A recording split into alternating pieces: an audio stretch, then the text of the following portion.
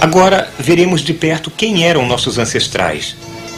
Uma simples circunstância química levou a um dos grandes momentos na história do nosso planeta. Havia muitos tipos de moléculas na sopa primordial. Alguns foram atraídos pela água por um lado e repelidos por ela por outro. Isso os uniu em uma minúscula concha esférica anexa, como uma bolha de sabão que protegia o interior. Dentro da bolha, os ancestrais do DNA encontraram um lar e surgiu a primeira célula. As plantas minúsculas levaram centenas de milhões de anos para evoluir liberando oxigênio. Mas esse ramo não levou a nós. As bactérias que respiravam oxigênio levaram mais 1 bilhão de anos para evoluir. De um núcleo nu, uma célula desenvolvida com um núcleo dentro. Algumas dessas formas, parecendo amebas, finalmente levaram as plantas. Outras produziram colônias com células interiores e exteriores, realizando funções diferentes. Virando um pólipo preso ao fundo do mar, filtrando comida da água e desenvolvendo pequenos tentáculos para dirigir a comida até uma boca primitiva. Este nosso humilde ancestral também levou a animais guarnecidos com peles espinhosas com órgãos internos, incluindo a nossa prima, a estrela do mar. Mas nós não viemos da estrela do mar. Há cerca de 550 milhões de anos, os filtros alimentadores desenvolveram fendas para guelras, que eram mais eficientes em filtrar partículas de comida da água. Um ramo evolutivo levou aos enteropneustos. Um outro levou a uma criatura que nadava livremente no estágio larval, mas quando adulta ainda estava firmemente ancorada ao fundo do mar. Alguns viraram tubos-ocos vivos, mas outros mantiveram as formas larvais através do ciclo vital e viraram adultos que nadavam livremente com algo parecido com uma espinha dorsal. Os nossos ancestrais agora, há 500 milhões de anos, eram peixes sem maxilares com filtros alimentadores, um pouco parecidos com lampreias. Gradualmente, esses peixes minúsculos desenvolveram olhos e maxilares. Os peixes então começaram a devorar uns aos outros. Quem conseguia nadar rápido, sobrevivia. Quem tivesse maxilares para comer, agora podia usar as guelras para respirar o oxigênio na água. Foi assim que surgiram os peixes modernos.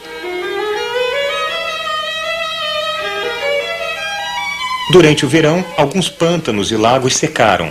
Então, alguns peixes desenvolveram um pulmão primitivo para respirar ar até chegarem às chuvas. Seus cérebros estavam ficando maiores. Se as chuvas não vinham, era útil poder seguir até o próximo pântano.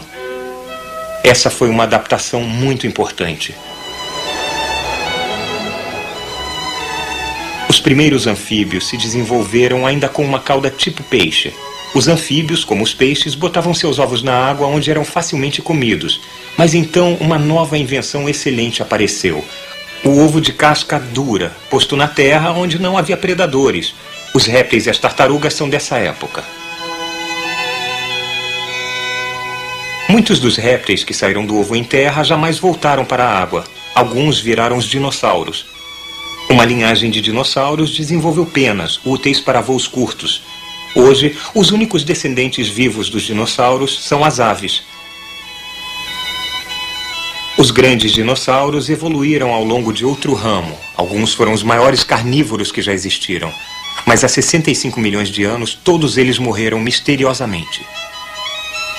Enquanto isso, os precursores dos dinossauros também estavam evoluindo em uma direção diferente.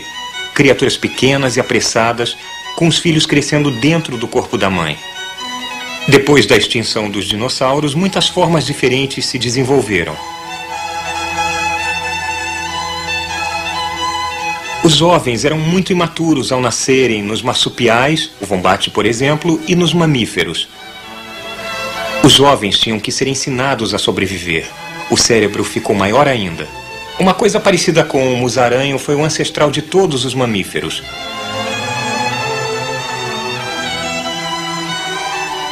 Uma linhagem foi para as árvores, desenvolvendo a destreza, visão estéril, cérebros maiores e uma curiosidade sobre o seu ambiente.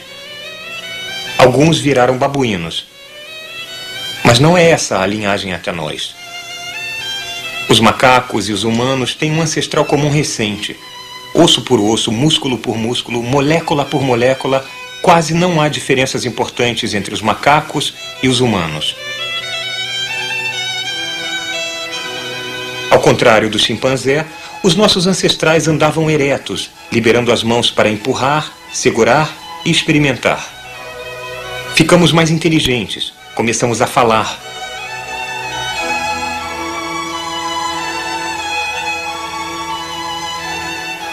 Muitos ramos colaterais da família humana se extinguiram nos últimos milhões de anos.